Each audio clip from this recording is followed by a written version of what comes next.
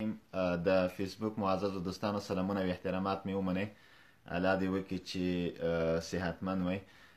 مرګلو تیر درس کې موږ په پریزنت پرفیکټ ټینس باندې په جزئیاتو خبرې وکړې چې هغه په دې معنی چې پریزنت پرفیکټ ټینس ډیر مهم ټینس دی او ډیره کارونه لري، او بل دا چې د تھرد فورم اف ورب دپاره موږ داسې مشخص ټینس هم نه وویلی، نو هغه تھرد فورم د ورب ایجابوله چې موږ باید یو پرفیکټ ټینس ووایو چې تر څو د فعل په دریم حالت د هغې په کارونه او استعمال باندې هم پوه شو. نو په هغې اساس موږ پریزنت پرفیکټ ټینس تدریس کو. پریزنت پرفیکټ ټینس ما که مختصر ووایم درې تعریفونه درته وکړل. یو دا چې ما درته ویلي چې پریزنت پرفیکټ ټینس تیر شوي نامعلوم وخت کې د یو اکشن یا سچویشن په وخت کېدو دلالت کوي، چې د پریزنت یا د پاست سیمپل ټینس سره اساسي فرق دا ده چې پاست سیمپل ټینس کې وخت مشخص وي او په پریزنت پرفیکټ ټینس کې مشخص نه وي. مثلا ته وایي چې I have gone to school، زه مکتب ته تللی یم، داسې نه چې کله داسې نه شوي چې I have gone to school yesterday. که I have gone to school yesterday وایي نو ته به بیا وایي چې I went to school yesterday، ځکه چې yesterday وخت مشخص شو، نو بیا پریزنت پرفیکټ په ځای بهتره ده چې سیمپل پاست ټینس استعمال کړي. پریزنت پرفیکټ ټینس ټایم کلیر نه وي، انډیفینیټ ټایم ښیي. یو نو که چیرته ته چا نه پوښتنه کوي مثلا when did you go to school، داسې نشي ویلی چې when have you gone to school، ځکه when ته کله مکتب ته تللی وي، ته غواړې چې دقیق وخت یا هغې نه مشخص کړي یا معلوم کړي، تشخیص کړي. نو د وخت د معین کولو یا مشخص کولو دپاره ته پریزنت پرفیکټ ټینس نشي استعمالولی، بلکې سیمپل پاست ټینس ته باید وایي چې when did you go to school، نه داسې چې when have you gone to school، ځکه چې ټایم ته غواړي، د ټایم په باره کې پوښتنه کوي.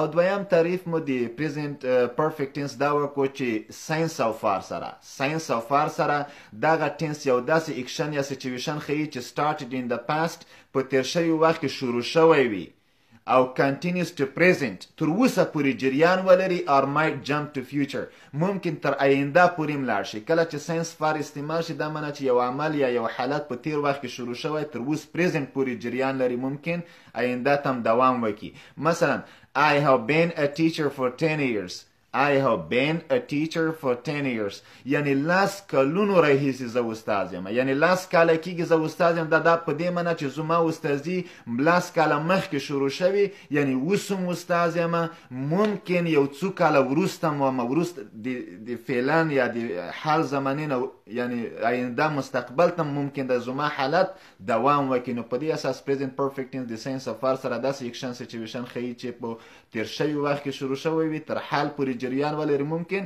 فیوچر ته جمپ وهي. دا هم دشي دوهم. او دریم ما درته وویلې چې پریزنت پرفیکټ ټینس ریپیټیشن اف ان اکشن ښیي، تکرار د عمل. لکه مثلا ما درته وویلې چې I have taught to the students many times، I have visited Afghanistan many times، I have visited Afghanistan 100 times. نو many times، 100 times، 3 times، 6 times، نو دغه چې ته وایې دا البته په دې معنی چې دا ریپیټیشن اف ان اکشن دی. بیا مې ځینې ایډورز اف ټایم هم درته وویل چې په هغې کې already، never، ever او yet، همداسې just په دغه مواردو هم خبرې وکړې. انشاءالله لازم نه ګڼم چې دومره په جزئیاتو خبرې وکړم، خو ستونزې به په دې نه وي چې چا کمنټونه یعنی د پریزنت پرفیکټ ټینس په هکله نه و پر یخي. مرګرو د وعدې مطابق چې ما هغه ورځ چې کله مو پریزنت پرفیکټ ټینس تدریس کولو یو وعده دا کړې وه چې په راتلونکي درس کې به په پروننسیشن یا په تلفظ باندې مختصرې خبرې کوو. نن چې زه د تلفظ په برخه کې یعنی خبرې کوم، دا یعنی په علمي لحاظ د تلفظ برخې ته نه داخلیږم، ولې مقدمتي خبرې دي، په جزئیاتو نه دي، عمومیات دي. البته زه به نو عمومي د تلفظ په هکله ځینې خبرې وکم او تاسو ته به یو دیدګاه یو نظریه درکم. هغه دا چې تاسې باید د تلفظ په برخه کې یعنی کوم شي ته توجه زیاته وکړئ. یعنی تلفظ مرګلو ډیر مهم دی، دومره مهم دی چې حد نه لري. یعنی که تاسو تلفظ دقیق نه وي نو اطمینان درکوم چې اهل د دې ژبې بیا په هغې نه پوهېږي چې ستا هدف څه شی دی. دا تلفظ په هره ژبه کې مهم رول لري، نه خاص په انګلیسي کې. نو په دې اساس زه به دا کمره واړم تختې ته، ځکه چې نور درسونه هم لرو او تلفظ مهم دی. نو وروسته له هغې نه که اخر کې و بیا به هم په تلفظ ځینې خبرې وکړو. زه به د تختې ته کمره واړم، ما وبخئ. ښه مرګلو نن تاریخ د مارچ یا دریمې میاشتې 15 تاریخ د مارچ یا دریمې میاشتې 15 تاریخ د 2019 کال مرګلو اول مخکې د دې نه چې زه تلفظ ته داخل شم هغه بله موضوع چې موږ ټاکلې دی هغه پوزیسیو پروناونز دی. زه به اول پوزیسیو پروناونز ووایم. پوزیسیو پروناونز مرګلو که تاسې فکر کړی وي ما درته وویلې چې د ملکیت د پوزیشن یا ملکیت دپاره چې څه شی کارول کیږي هغه 4 شیان ما تاسو ته ویلي وو. پوزیشن یا ملکیت. پوزیشن ملکیت ته وایي یا مالکیت.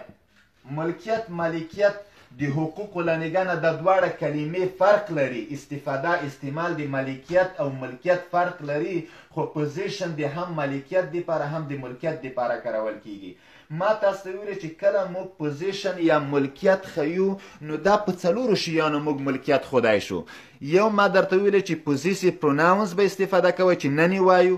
بل دا دی چې پوزیسیو اډجکټیو چې موږ ویلی دی او بل دا چې پوزیسیو اس چې سینګولر پوزیسیو اس پلورل پوزیسیو دا موږ ویلی دی. او څلورم ما درته وی چې ځینې کلمات دی چې د پوزیشن دپاره کارول کیږي ملکیت دپاره لکه have has she has a book I have a book. نو have has یا on یا داسې اصطلاحات ځینې دي کلمات چې هغه پوزیشن دپاره کارول کیږي. بغیر د دغو 4 مواردو نه هیڅ شی د ملکیت د ښودلو دپاره نه استفاده کیږي. نو مطلب دا چې اوس به زه راشم پوزیسیو پروناونز ته چې د ملکي یا د ملکیت ضمیرونه. پروناونز موږ ویلي دي ضمیرونه کوم دي مرګلو.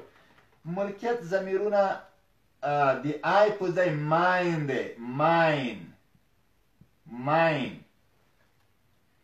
معنا مرګلو زما. خو دا پوزیسیو پروناونز ټول اخر د جملې کې استعمالیږي. اخر د جملې کې پوزیسیو پروناونز اخر د جملې کې کارول کیږي. دا ډیره مهمه ده مرګلو. جملې کې کارول کیږي چې دغه مو فکر وي دا د جملې منځ ته وانه چوئ. دا د جملې اخر ته واچوئ. اخر د جملې کې ماین. که زه وایم چې دا قلم زما دی this pen is mine. دغه قلم زما دی this book is mine. ښه our په ځای ours. my ours معنا زمونږ. دا زما دا زمونږ هیڅ فرق نه کوي. we ours. yours دستا یا دستاسې. نو مرګلو دا yours. these books are yours یا this book is yours. دا کتاب دستا دی یا دغه کتابونه دستاسې دي یا دغه کتابونه دستا دي. these books are yours. these books are ours. نو ټول په اخر کې استعمالیږي د جملې کې. mine, ours, yours, theirs. theirs معنا د دوی یا د هغوی خو اخر د جملې کې mine, ours, yours, theirs, his. د هی په ځای یعنې مذکر دپاره که زه وایم چې دا مرکر د هی یعنې د هغه دی this marker is his. دا د هغه دی. او د مؤنث دپاره یا ښځې دپاره به څنګه وایو hers. د شي په ځای یعنې دا د هغه یعنې مذکر دپاره کارول کیږي او د هغې نو دا د څه دپاره کارول کیږي مؤنث یا ښځې دپاره hers. او حیوانات نباتات یا غیر زیروح شیان چې وي څه its.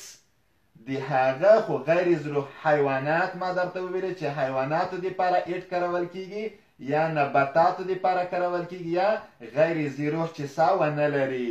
نو دغه زیروح یعنې چښتن د روح نه وي. نو مرګلو ما درته وویل چې mine, ours, yours, theirs, his, hers, its. دې ته په ګرامر کې پوزیسیو پروناونز وایي چې دا د ملکیت دپاره کارول کیږي. خو دا مرګلو په اخر د جمله کې کارول کیږي چې دې سره مو فکر وي. ګوره پوزیسیو اډجکټیوز هم دي my, our, your, their, his, her, its دا پوزیسیو adjective دی خو پوزیسیو adjective په منځ د جمله کې کارول کیږي او دا په اخر د جمله کې کارول کیږي. ګوره زه یو شی وایم my که زه وایم چې this is my book. ګوره دا چې دی دا موږ تاسو ویلی دا پوزیسیو adjective دی. پوزیسیو adjective دا معنی چې په منځ د جملې کې کارول کیږي. this is my book دا زما کتاب دی دا ملکیت ښیي خو په منځ د جمله کې my دی. او که زه وایم چې this book دغه کتاب is mine دغه کتاب زما دی دا هیڅ فرق نه کوي ملګرو. دا چې دی دا پوزیسیو پروناون شو او دا پوزیسیو adjective دی دا دواړه ملکیت ښیي. this is my book دا زما کتاب دی this book is mine دا کتاب زما دی. دواړه یعنی معنا لري بالکل ګرامر لنګان هر لنګان صحیح دی.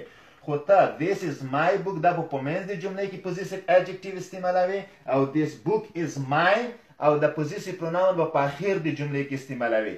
ته داسې نشي کولی چې this is mine دا راوړي mine book یا this book is my دلته ویسي دغسې نشي کولی. دغه فرق دی. زه د ستاسو سهولت دپاره ملګرو چې دغه 28 موږ ویلی دي دغه 28 this is pen mine ملګره سنګروال صاحب داسې مه لیکه چې this is pen mine this pen is mine یا this is my pen ووایه this is my pen possessive adjective یا this pen is mine. ښه نو مطلب دا زه به اوس تاسو ته دغه 28 دانې چې موږ ویلی دي دا لږ درته مختصر ولیکمه چې تاسې اوس ښه پوه شئ په فرقونو یې ځکه موږ ټوله خلاص کړه. نو چې ټول مخلاص که زه درته اوس دلته مختصر subject pronouns I we you they he she it. I we you they he she it. object pronoun I په ځای چې دی me we په ځای as you په ځای you they په ځای them he په ځای him she په ځای her it په ځای همدغه it. نو دې کې ملګرو یو وګوره د it دا دواړه یو رقم دي دا فرق نه کوي. تاسې به په څنګه فرق کوئ که جملې سر کې راغلی و subject pronoun دی که د جملې اخر کې راغلی و object pronoun دی. مثلا you are my brother نو دا you سر کې راغلی دی دا subject pronoun دی. که اخر کې و I love you نو you په اخر د جملې کې راغو دا د I love you د you object pronoun دی. دا هم د شد نه. او بل possessive pronoun possessive adjective به درته واچوم adjective the I یا me my we our you your they their he his she her it its. ښه دا possessive adjective شو. اوس به درته possessive pronoun واچوم ملګرو. possessive چې د اوس مو ویلې pronoun دې په ځای چې شی شو mine دې په ځای ours دې په ځای yours دې په ځای theirs دې his دې hers دې its. وګورئ ملګرو دغه 28 دانې تقریبا چې دی کې اووه صفتونه د یو ژباقي ټول ضمیرونه دي دغه 28 دانې باید زده کړئ. یعنی I we you they he she it me as you them him her it my our yours their his her it mine ours yours theirs his her it. دا 28 دانې ډېر مهم دي. I we you did that subject pronoun I we you they he she it subject pronoun دي د جملې په ابتدا کې کارول کیږي. دا فاعل ښیي چې څوک کار کوونکی دی. مثلا I go to school I watch TV we play cricket you are my friend they are students he is a doctor she is a woman it is a book it is a dog دا ټول subject pronouns دي ځکه دا کارکوونکي دي یا د جملې په ابتدا کې چې راځي دا ټول subject دي. me as you them him her it دا ملګرو object pronouns دي. دا معنا چې دې باندې یو کار کیږي. دا هم اکثره د جملې په اخر کې راځي خو اکشن کې. ډېر ښه ملګرو یو بل ټکی رایاد شو چې تاسو دپاره ډېر کومک کوی شي. نو دا ما درته ګوره سبجیکټ پروناون د جملې په ابتدا کې راځي همیشه. دا زده کړه چې سبجیکټ پروناونز همیشه د جملې په اول کې راځي. I go to school. I am a student. We play cricket. We are players. You are my friend. داغسې دا د جملې په سر کې راځي. دا me as you them him her د object pronoun د جملې په اخر کې راځي. د جملې په اخر کې تاسې به ووایئ چې دا مې جملې په اخر کې راځي. تا وویلې possessive pronouns او د object pronouns د جملې په اخر کې راځي. نو فرق یې څه شی شو؟ یو فرق خو دا دی چې دا مفعول حالت کې دی، مفعول دی، په دې باندې یو کار واقع شوی او دا ملکیت ښیي. یو فرق. مهم دویم فرق یې ملګرو څه شی دی؟ دا هم اخر کې استعمالیږي، دا هم اخر کې، خو دا همیشه په اکشن کې راځي. اکشن کې اکشن. او دا همیشه په سچویشن کې راځي ځکه دا ملکیت ښیي. ملکیت سچویشن یوه برخه دی، نه د اکشن. مثلا I love you. I love my father. I love him. My father په ځای ما څه استعمال کړو؟ him. I love my mother. I love her. نو مثلا وګور I love him. I love her. I love you. I love them. نو دا ټوله ما اخر کې استعمال کړه. خو ګوره love مینه کول دا فعل دی، یو فعل. I teach you. زه تاسو ته درس درکوم. I teach him. زه هغه ته درس ورکوم. I teach her. I teach them. زه دوی ته درس ورکوم. وګوره دا ټول اکشن دی. خو دې کې وګوره This book is mine. دا اکشن نه دی، دا سچویشن دی. This book is yours. This book is his. This book is hers. This book is ours. وګوره ټول اکشن دی. دا وبخښه سچویشن دی او دا ټول اکشن دی. نو دام په اخر د جملې کې استعمالیږي، دام په اخر د جملې کې. خو فرق دا دی چې دا به ټول سچویشن وي ځکه پوزیشن یا ملکیت دپاره کارول کیږي، او دا به ټول اکشن وي ځکه چې دا آبجکت یا مفعول حالت کې دی. او مفعول هغه څه ته ویل کیږي چې هغې نه فعل یعنی کار واقع شوی وي. مرګلو دا ډیره مهمه نقطه وه، خدای دې وکړي چې تاسو دې ته متوجه شوي وئ. او possessive adjective لکه my, our, your, their, his, her, its دا په جملې منځ کې استعمال کیږي. This is my book. He is my teacher. She is my friend. It is my cat. It is my pencil. نو مثلا مرګلو خدای دې وکړي چې په دې پوه شوي وئ. دا ډیر مهم و. اوس ځمه پروننسیشن برخې ته. دا پکومه پروننسیشن ښه ځکه چې نن خو مې وعده کړې وه چې تلفظ نه به څه خبرې کوو، خو بیا هم درته وایم چې مرګرو زه جزیاتو د تلفظ ته نه داخلیږم ځکه تلفظو ډېر اصول قواعد لري. خو مختصر اول مرګلو زه درته وایم چې پروناونس دا ورب دی. پروناونس معنا دا چې تلفظ کول، دا فعل دی. تلفظ کول. که زه وایم دا یو شی دی مثلا زه نه پوهېږم دا څه شی لیکلي، زه تا ته وایم do you know آیا ته پوهېږې how to pronounce this word.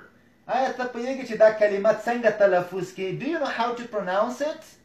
آیا پوهېږې چې دا څنګه تلفظ کړي. oh yeah it is pencil. نو pronounce دا معنا چې تلفظ کول. او noun چې شی دی pronunciation. نو تلفظ یا اسم ته چې کله دا فعل بدلوي دا به په دې طریقې کېږي. pronunciation. pronounce verb ګوره مرګلو pronounce او noun pronunciation.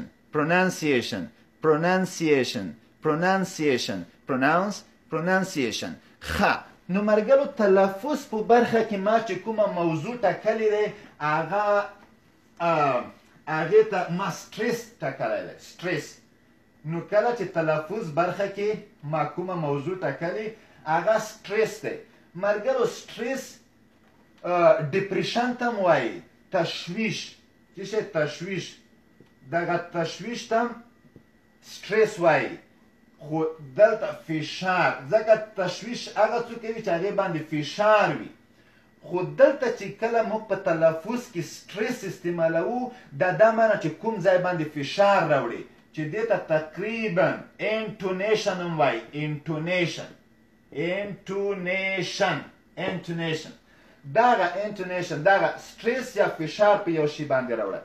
مرګلو موږ سیلیبل فکر کوم نن به دریم ځل وي چې موږ به سیلیبل وایو.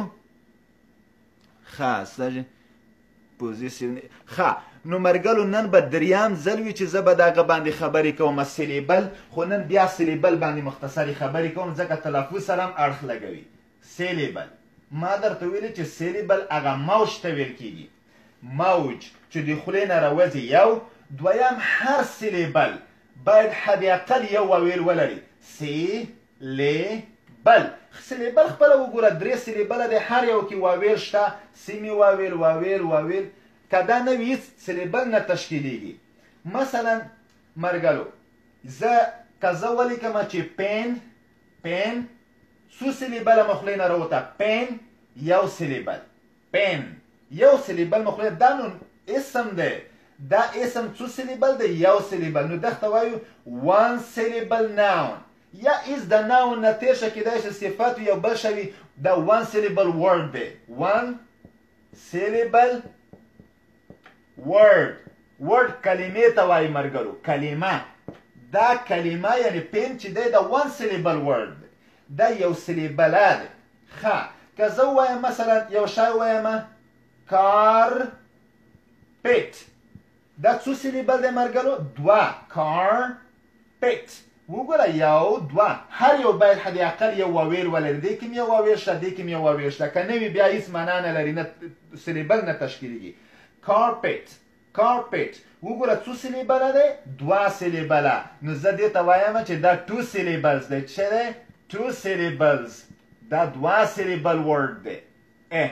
دا 2 سیلیبله دی. که زه وایم چې کارپینټر، دا څو سیلیبله دی مرګلو؟ 3. کارپینټر. وګوره 3 سیلیبله مې خولې نه راوته چې هر یو یې باید یو واویل ولري. که واویل ونه لري هر سیلیبل باید حداقل یو واویل ولري. که ونه لري هېڅ سیلیبل نه. کارپینټر. نو دغه ته څه وایو چې دا 3 syllables word دی. همداسې 4 5 6 7 داسې به نور هم سیلیبل راځي. په سیلیبل باندې مرګلو مخکې موږ پوه شوي وو. دغه دی. اوس مې بیا مختصرې خبرې وکړې. اوس مې هدف څه شی و پرونانسیشن کې په دې کې مرګلو د تلفظ په برخه کې مې دې نه هدف دا و چې کله هغه کلمات یا هغه کلمې چې هغه یو سیلیبل وي، 1 syllable وي، 1 syllable، هغې ته تلفظ کې ما خفه کېږئ. 1 syllable words چې وي مرګلو words، هغې ته ما خفه کېږئ چې کوم سټریس ته ما خفه کېږئ. سټریس ته ځکه هغه یو سیلیبل دی، نو یو سټریس غواړي، بس زیات سټریسونه نه غواړي. که زه وایم چې پین، بس په دې کې هېڅ سټریس مطرح نه دی. ځکه ته هم وایي چې پین، this is a pen، بل هم وایي چې it is a pen، بل هم وایي چې this is a pen، this is a good pen، this is a دا. نو پین کې سټریس مطرح کېږي نه. که زه وایم چې بوک، نو ته هم وایي چې بوک it is a book، this is a book، it is a book. نو بوک هېڅ دې کې سټریس دغه مطرح نه دی، ځکه چې دا یو سیلیبل دی. دویم نو مطلب څه مرګلو؟ کله چې 1 syllable words وي، یعنی هغه کلمې چې هغه یو سیلیبله وي لکه پین، بوک، نو دې کې تاسو سټریس ته مه خفه کېږئ، ځکه سټریس په دې کې وجود نه لري. په 1 syllable words کې سټریس نه وي، او د یو نه چې زیات وي سټریس مطرح کېږي. څنګه مرګلو؟ څنګه؟ هغه دا چې که زه ووایم اوس مثلا present perfect tense موږ ویلی دی. present څو سیلیبله دی د present کلمه مرګلو؟ present. وګورئ مرګلو 2 سیلیبله دی. د present کلمه 2 سیلیبله دی. دا 2 سیلیبله په دې معنی چې دا کې سټریس یعنی دا دوه قسمه یعنی امکان لري چې موږ تعریف کو یا تلفظ کو د سټریس لنګانه. کله مرګلو چې یو کلمه دوه سیلیبله وي دا په دې معنی چې دا هم فشار دلته وریدوی شو او دا فشار دلته هم وریدوی شو. څنګه؟ دا هم داسې ویلی شو present present present چې په دلته فشار راوړو present present یا دا فشار دلته راوړم present present present. نو وګورئ مرګلو کله چې یوه کلمه دوه سیلیبله وي دا په دې معنی چې د سټریس له نګانه د دې دوه احتماله شته چې دا تلفظ شي. دا هم present تلفظ کیږي هم present. مطلب دا چې اوس کوم یو صحیح دی او کوم څه معنی. نو مرګلو کله چې سټریس ته غلط هر څوک چې په هره کلمه سټریس غلط ځای کې وارد کی ممکن د هغې معنا بدله کړي. دې کې هیڅ شک نشته ممکن چې معنا یې بدله کړي. اوس present دوه سیلیبله کلمه ده دا معنی چې دا دوه احتماله لري د سټریس له نګانه چې هم په اوله کلمه باندې فشار وارد کړي present او که په دویمه یې وارد کړي present. نو اوس دا چې کوم یو صحیح دی دا یعنی کوم یو صحیح دی مطلب دا چې present مرګلو زه باید ووایم چې دا دواړه احتماله لري خو دې معنا که ته دلته څوک اول باندې فشار راوړي present کله چې په دوه سیلیبله کې په اول سیلیبل باندې فشار راوړي دا اسم جوړیږي یا صفت جوړیږي او کله چې په آخر دی سیلیبل باندې په دوه سیلیبه کې دا ورب جوړیږي ورب. په دغه صورت کې دا ورب دی او که چیرته په اول باندې هغه راوړي فشار په اول باندې نو په دغه صورت کې دا ناون یا adjective. وګورئ مرګلو څومره فرق یې وکړو معنا یې فرق وکړو. څه معنا؟ که زه داسې ووایم اوس وګورئ مرګلو دې خدای وکړي چې پوه شوي په دې خبره زه اوس وایم څنګه present دلته مې پوښتنه present څه معنا؟ تحفه یا حاضر. I am present لکه موږ چې present perfect tense present I am present. This is a present for you. This is a present. This is a present for you. دا تا دپاره تحفه دی. وګورئ مرګرو noun یا adjective ځکه چې دلته مې فشار راوړو. که زه دا فشار دلته راوړم مثلا زه present دلته فشار وارد کړه دا معنی present دا معنی چې یو څوک معرفي کول دی یو چا نمایندګي کول. I will present my brother to you. I will present my brother. زه به د خپل ورور نمایندګي وکم یا به خپل ورور معرفي present. وګوره دلته مرګلو verb چې شی شو verb. بله کلمه مثلا موږ perfect ویلی دی present perfect څو سیلیبله دی perfect یو سیلیبل دوه سیلیبله. نو کله چې دا کلمه دوه سیلیبله دی دا په دې معنی چې دا دوه احتماله لري د سټریس له نګانه چې فشار که په اول راوړي او perfect او یا په دویم perfect. نو مرګلو دا معنی چې perfect که دلته د فشار راوړو دا noun دی یا adjective. perfect یعنی تکمیل مکمل یا صفت دی تکمیل شوی او که دلته راوړي perfect دا معنی چې دا verb مکملول تکمیلول.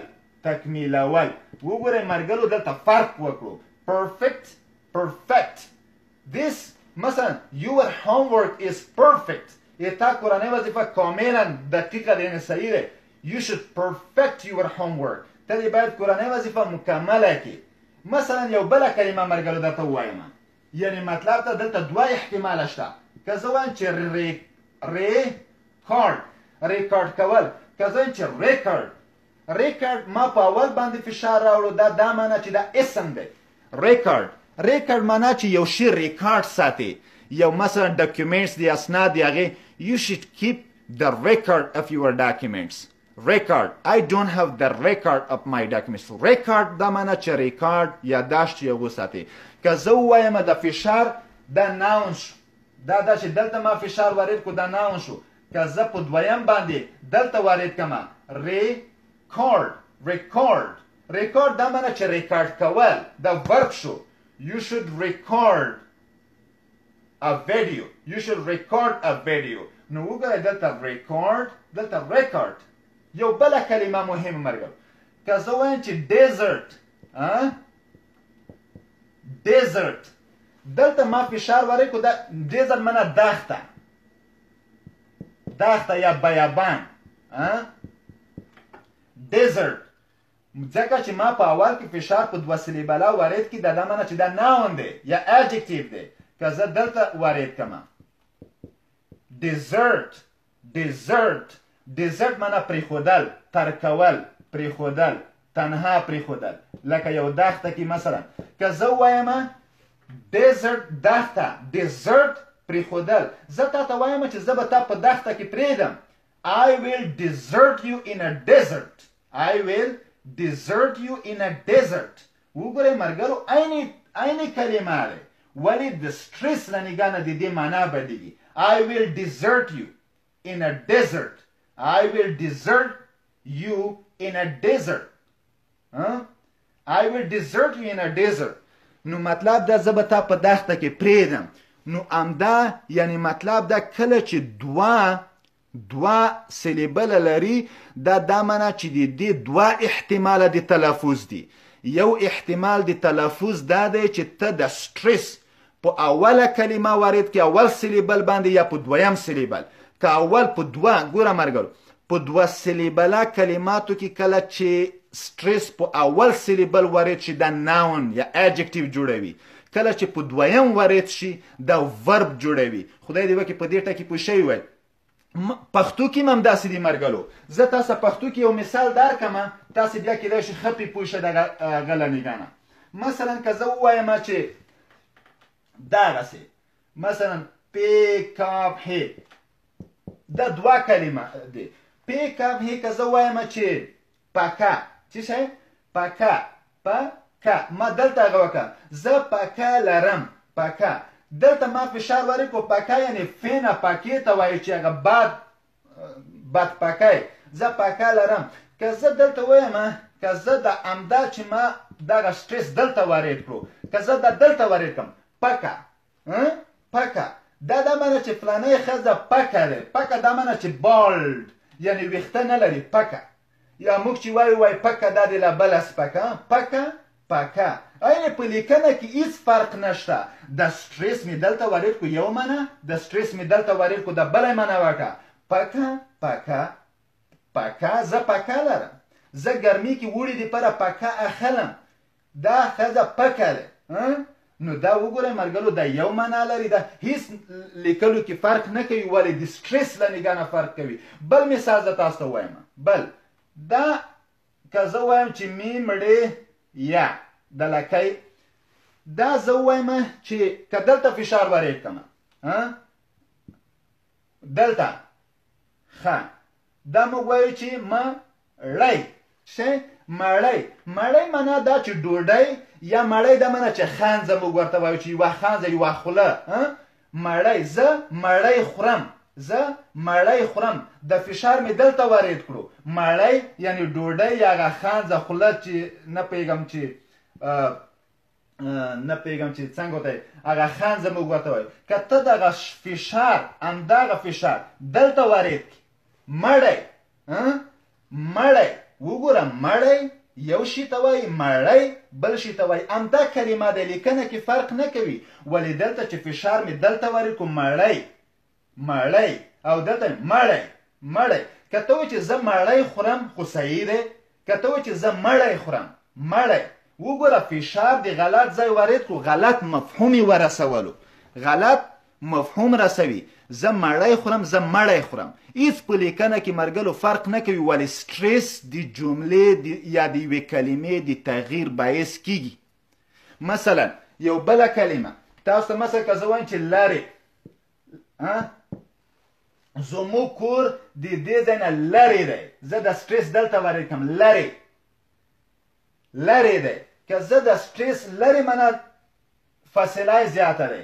که هم د سټریس زه دلته وارد کمه دلته په د دویم سلیبل لرې ته ښکلی قلم لرې لرې وګورئ مرګلو همدا یعنې مطلب ده چې په دې کې دا په ټولو ژبو کې دی خو دا چې موږ ورته متوجه شوي نه یو هغه بېله خبره دی خو مطلب مې دا و مرګلو چې سټریس یا انټونیشن خاص په کلمه کې نه کله په یو جمله کې سټریس رول لري زه وایم چې he is یا که د هی په ځای علي ووایم علي is a teacher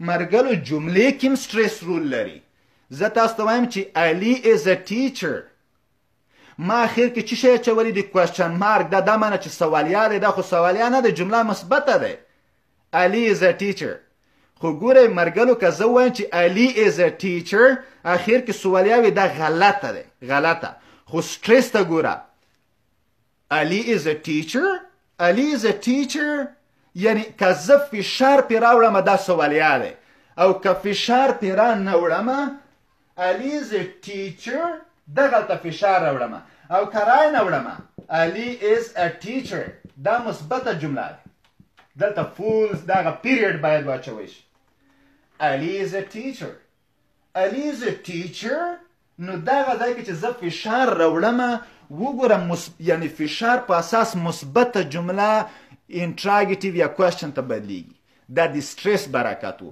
علي is a teacher نو دغه کله چې زه دغه علي is a teacher دغه انټونیشن کوېشن وایي مرګلو څه شی ورته وایي انټونیشن کوېشن ځکه دا انټونیشن د سټریس په اساس باندې دا نوره هیڅ برکت نه لري ټو بي ورب سر ته نه دی شوي دې کې هیڅ د سوال علایم نشته په لیکنه کې خاص د انټونیشن د فشار په اساس چې دې باندې موږ یعنی تاکید وکړو دې جملې باندې مو سټریس راوړو نو د انټونیشن په اساس دا سوال ته بدل شو نو دې ته ځکه وایي چې انټونیشن کوېشن علي is a teacher مثلا زه وایم چې my friend is a doctor یا he is a doctor هغه مثبته جمله زه تکراروم ولې د تعجب دپاره فشار پرې راوړم هغه کوېشن ته به he is a doctor ښه مرګلو اوس دا سټریس نو کله ما درته وویلې چې دا present record perfect نو ته د ټوله چانسونه لرې چې تعریف هغه کې اوس که زه بل شی وایم مرګلو کله چې زه وایم چې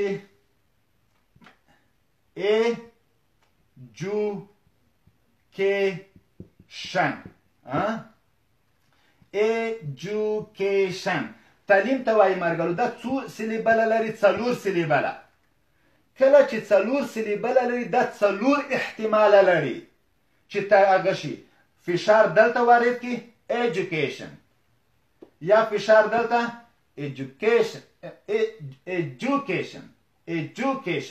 یا دلته وارد کړي education یا مثلا دلته وارد کړي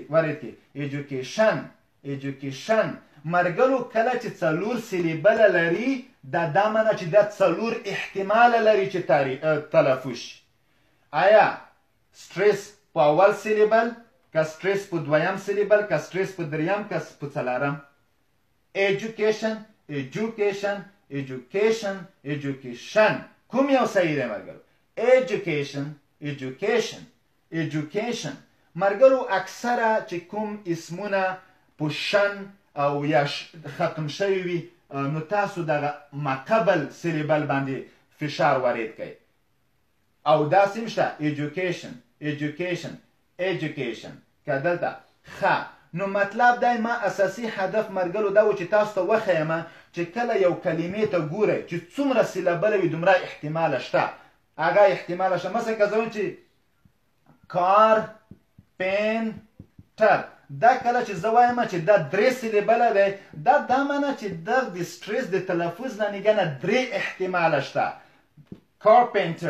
carpenter یا carpenter یا carpenter. نو اوس مرګو carpenter یا carpenter یا carpenter یو دی دوی نه صحیح دی. زه اطمینان درکوم چې یا carpenter صحیح دی یا carpenter صحیح دی یا carpenter صحیح دی. یو دی دوی نه صحیح دی، خو دا چې کوم صحیح دی دا مرګلو تاسو پیدا کړئ. مطلب دا چې ما یو اشاره درته وکړه چې په تلفظ کې چې څومره سیلیبل زیات وي د یو کلمې دا معنی چې همدومره احتمال شته.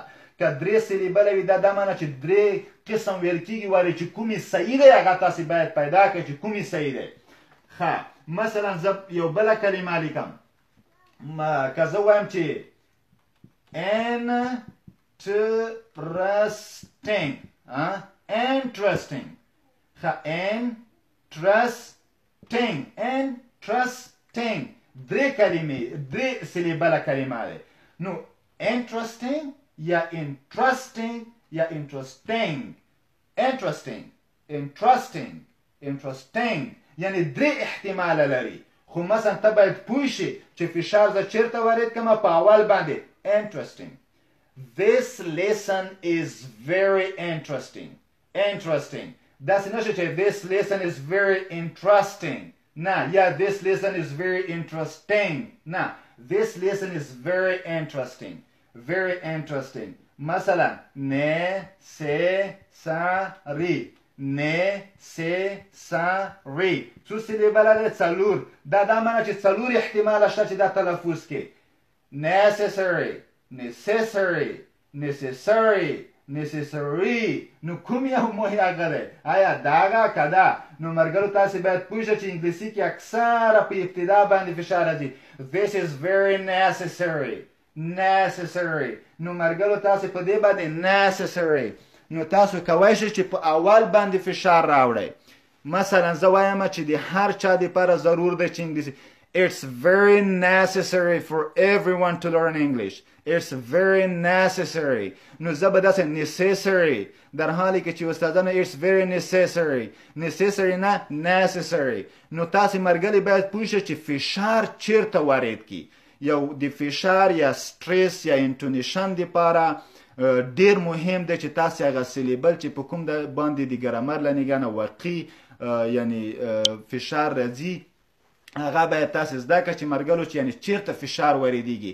ځکه ما درته وویلی چې د هرې ژبې د زده کړې دپاره هغه د سټریس یا د انټونیشن هغه معین سیلیبل باید تشخیص شي چې کوم سیلیبل باندې فشار راوړي. ځکه ځینې وخت کې که ته فرنیچر موږ وایو چې فرنیچر انګلیسي کې فرنیچر که څوک فرنیچر یقین وکړه چې فرنیچر باندې څوک نه پوهېږي چې دا ستا هدف څه شی دی. فرنیچر ته که شل وارې ورته ووایې چې فرنیچر ځکه چې تا دویم باندې فشار راوړی دی نو نه پوهېږي ته فرنیچر. نو مطلب مرګلو د سټریس له نګاه نه انګلیسي کې سټریس په هره ژبه کې ډېر مهم دی. په هره ژبه کې خو انګلیسي کې همداسې رول لري لکه نورو ژبو کې. موږ تاسو ته معلومات نه کېږي دا چې یو پښتو د چا مورنۍ ژبه نه وي ته هغې ته یو کتاب د پښتو ورکړه چې وایي دې به ډېر اشتباهات په څه شي کې وي؟ په فشار په سټریس کې چې هغه صحیح ځای باندې فشار نه واردوي. مطلب دا چې کله په یعنی صحیح ځای باندې فشار وارد نشي نو طبعا د هغې معنا کې وبخښئ زه دغه ویډیو بیا هم لږه اوږده شوې ده. نو مطلب دا چې سټریس یا انټونیشن مرګلو ډېر مهم رول لري. نو دا ډېر خو ما تاسو ته اصلا د سټریس هغه دقیق اصول ونه ښوده چې چیرته باید سټریس وشي. یو مې درته په 2 سیلابه کې وښودل چې په ابتدا کې که وشي ناون اډجکټیو ترې ثابتېږي او که په اخر کې وشي هغې نه ورب ثابتېږي. لکه record present perfect record لکه داسې لکه present نو دا فرق کوي په معنا کې. همداسې مرګلو نو کله چې 3 سیلیبله وي نو یو شی ما تاسو ته پاس کړو هغه دا چې په 3 سیلیبلو کې 3 احتماله شته. نو تاسو کوشش وکړئ چې هغه سټریس ځای پیدا کړئ. ډېر مهم رول چې لري په پرونانسیشن کې دغه سیلیبل سټریس هم ډېر رول لري. سیلیبل سټریس چې مثلا که ته وایې چې interesting که ته وایې چې interesting, it's very interesting. دینه بهتره ده چې it's very interesting, it's very interesting, interesting. مثلا لکه necessary ما درته it's very necessary. لکه داسې it's very necessary, necessary. ته په اول it's very necessary. نو ته دغسې اول باندې باید فشار راشي. مثلا زه وایم چې computer په اول باندې ما راوړه computer. ته باید پوه شې چې چیرته مثلا فشار وریدېږي، دغه د انټونیشن یا سټریس په کوم ځای کې وریدېږي. نو مرګلو دا درس د پروننسیشن د برخې په هکله البته عمومي معلوماتو. یوسفزی صاحب مننه. نو مطلب دا چې دا د پروننسیشن په برخه کې عمومیات و. زه دا د حالې کې چې جزئیاتو ته داخل شوی نه یم، خو دومره تاسو ته یو دیدګاه یو نظریه ما درکړه. هغه په دې معنی چې تاسو باید سټریس ته متوجه شئ. سټریس ډېر رول لري. وګوره مثبته جمله سوالیې ته بدله کړه، هغه د سټریس په اساس باندې و. نو مطلب دا چې سټریس ډېر مهم رول لري. هره کلمه نوې انګلیسي کلمه مرګلو چې تاسو زده کوئ هغې کې تاسې دا فکر باید تاسې سره وي چې ته ودرېږه اوس تاسو خو یو خبره کړې وه د سټریس په نامه. نو دا خو یو سلیبل نه ده چې زه سټریس په خبره کې نشم. ځکه یو سلیبل وای خو سټریس په خبره کې نه وم. پین و خیر دی. نو مطلب دا که زه وایم چې بوک و بوک مشکل نشته، خو اوس دا دوه سلیبله دی، دوه احتماله شته. چې درې سلیبله وي درې احتماله شته، څلور. چې څومره سلیبلې زیاتیږي احتمالات زیاتیږي، تاسو ته ستونزې زیاتیږي. نو تاسې باید چې یو کلمه نوې زده کوئ په صحیح سټریس سره زده کوئ. مثلا چې کله تاسو زده کوئ چې ما درته ویل چې مثلا تاسو وایئ چې واټر دوه هغه لري، نو واټر وایم که واټر ووایم واټر، نو دوه رقم احتماله لري. تاسو وایئ چې چیرته به واټر نه واټر لکه دویم باندې نه. دغسې تاسې زده کوئ په خپل سټریس چې کوم ځای کې لازمه وي کېږي. نو نور مو وخت نه ضایع کومه. تر بعدي درسونو پورې مو په لوی او متعال خدای سپارمه. ښه وختونه ښې چارې. که څه مشکلات ستونزې ومرګلې هغه کمنټونو کې مطرح کړئ، انشاءالله رسیدګي کومه یا مسنجر مو په اختیار کې دی. تر بعدي درسه پورې مو په لوی او متعال خدای سپارمه. ښه وختونه.